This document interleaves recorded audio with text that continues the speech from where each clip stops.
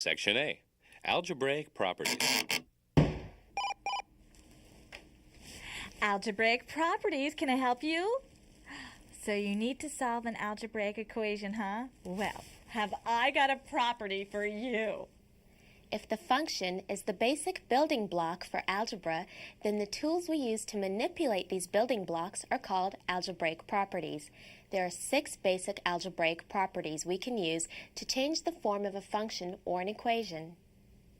Remember, for all of these properties we are talking about real numbers. Each of the 6 properties we're about to talk about can be used to manipulate equations in order to make them easier to deal with.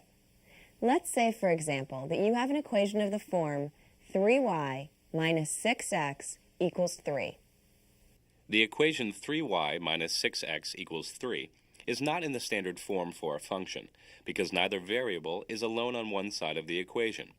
Now, as we said, one thing you have to do over and over again in algebra is put an equation into some standard form, and to do this, we use algebraic properties. In this example, we will isolate y on one side. Then y will be expressed as a function of x in the standard form. So how do we isolate the y value? Well, first we can add 6x to both sides of the equation. We can do this because when two things are equal, like the two sides of an equation, adding the same quantity to each side will produce equal results. So the first step is logically acceptable. But why do we do it? The answer goes back to the idea of inverse operations. On the left side, we have 3y minus 6x.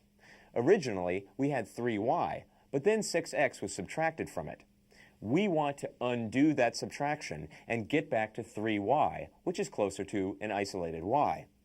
The opposite of subtracting 6x is adding 6x. That's why we add 6x on the left of the equation, and of course, we must also add it to the right to keep the two sides equal. Now we have 3y minus 6x plus 6x equals 3 plus 6x. The left side gets simplified to just 3y. Our equation is now 3y equals 3 plus 6x. So far so good. The y is almost isolated. Now we want to have y all alone, but we still have 3y. Now that's just 3 times too big. We want just 1/3 of that amount. So multiply the left side by 1/3. Of course, you must also multiply the right side by 1/3 to keep the two sides equal. The result is 1/3 times 3y equals 1/3 times 3 plus 6x. And that simplifies to y equals 1/3 times 3 plus 6x. At this point, y is isolated, but the right side of the equation can still be simplified a little. Note that 1/3 times 3 plus 6x means to add 3 and 6x, and then take 1/3 of the result. But that's the same as taking 1/3 of each part and then adding. So another way to write the same thing is 1/3 times 3 plus 1/3 times 6x, which equals 1 plus 2x. So the final equation is y equals 1 plus 2x. We see in this form that y is a function of x. So we can put the equation into standard form. F of x equals 1 plus 2x. So, Jerry Earthlings, the standard form of the equation 3y minus 6x equals 3 is f of x equals 1 plus 2x. Congratulations! In each step of the last example, we made use of commonly understood properties of numbers. For example, the idea that 1/3 of the total of two numbers is the same as taking 1/3 of each and then adding.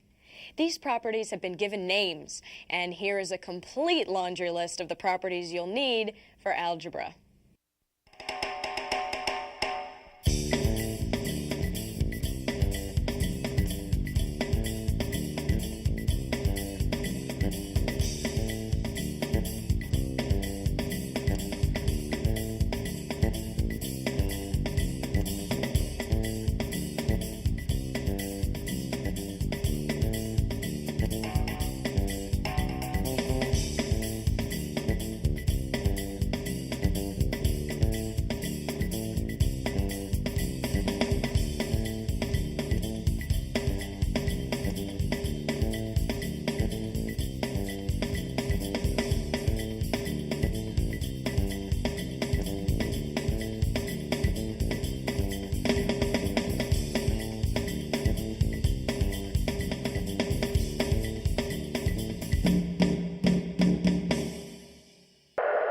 Again, most of these operations and properties are based on common sense, and some may look so familiar to you that they are second nature.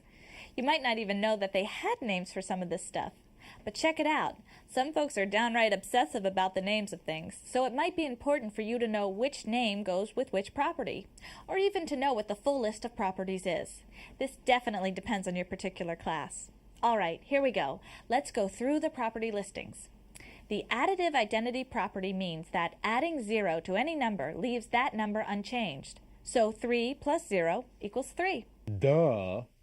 The multiplicative identity property means that multiplying any number times 1 leaves that number unchanged. 3 times 1 is still 3. Cool. The commutative addition property means that the order of addition doesn't matter. 3 plus 4 equals 4 plus 3. Really? The commutative multiplication property means that the order of multiplication doesn't matter. So 3 times 4 equals 4 times 3. Uh-huh. The associative property for addition says that grouping and addition doesn't matter. In other words, 3 plus 4 plus 5 equals 3 plus 4 plus 5. They both equal 12, okay? Remember, associative law, think free association. Groups don't matter and are non-binding. The associative multiplication property says that grouping and multiplication doesn't matter either. 3 times 4 times 5 equals 3 times 4 times 5. They both equal 60. Once again, associative equals free association. The additive inverse property says that every number has an opposite, and opposites add to 0. So the opposite of 3 is negative 3, and 3 plus negative 3 equals 0.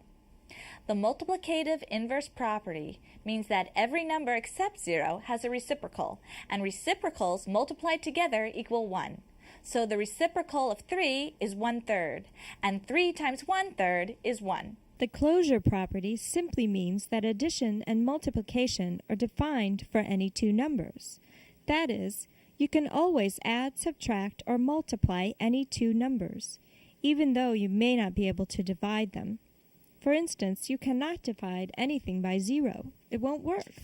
Finally, the distributive property says that if you multiply the sum of two numbers by a third number, that's the same as multiplying each by the third number and then adding. So 3 times 2 plus 4 equals 3 times 2 plus 3 times 4. All right, this one is key. The distributive property is probably the most important one for algebra because it justifies the simplification of polynomials like 3x plus 4x, letting you manipulate them to your specific needs. After all, 3x plus 4x really means that 3 times x plus 4 times x equals 3 plus 4 times x. This type of factoring is crucial for you to know.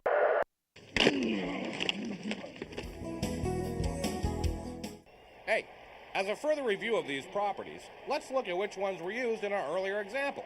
Here's a step-by-step replay. Here's 3y minus 6x equals 3, our starting equation. The next step is additive inverses. As you see here, 6x is the opposite of negative 6x. Also, through closure, we know that adding is possible no matter what the x is. Boom! Then, through the associative property for addition, we group the negative 6x and the 6x together to be added. Even though in the original equation, 3y and negative 6x were grouped together. Smash! The additive identity said 3y plus 0 is still 3y. Yeah! Then multiplicative inverses use the fact that 1/3 is the reciprocal of 3. And again, through closure, we know that multiplying is possible no matter what x's value is. The associative property for multiplication allows us to group the 1/3 and the 3 to be multiplied, even though the 3 was originally grouped with y. Boom! The multiplicative identity says any number times 1 is itself, all right? And finally, the distributive property let us multiply 1/3 by 3 and 1/3 by 6x separately to give us 1 plus 2x. Bingo! You can see why some of these properties are important if you consider some situations where similar properties do not hold. Like, closure seems pretty pointless. So you can add or multiply by anything, but so what? But closure doesn't hold for division. It is not always possible to divide two numbers because you can never divide by 0. In the equation xy equals 3x, You might want to isolate y by dividing both sides by x. So, xy divided by x equals 3x divided by x. Now that's fine as long as x is not 0. But of course, x is a variable. You don't know what x is. So your little plan might be okay, or it might be a mistake, depending on the value of x.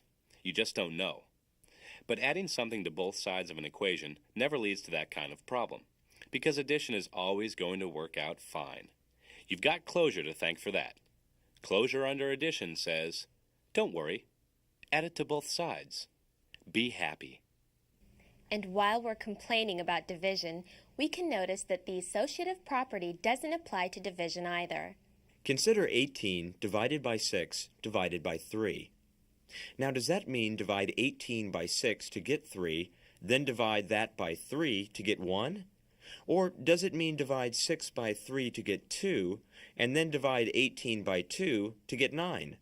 The answers are different, so grouping does matter in division. Oh, wow. This can lead to errors in using a calculator.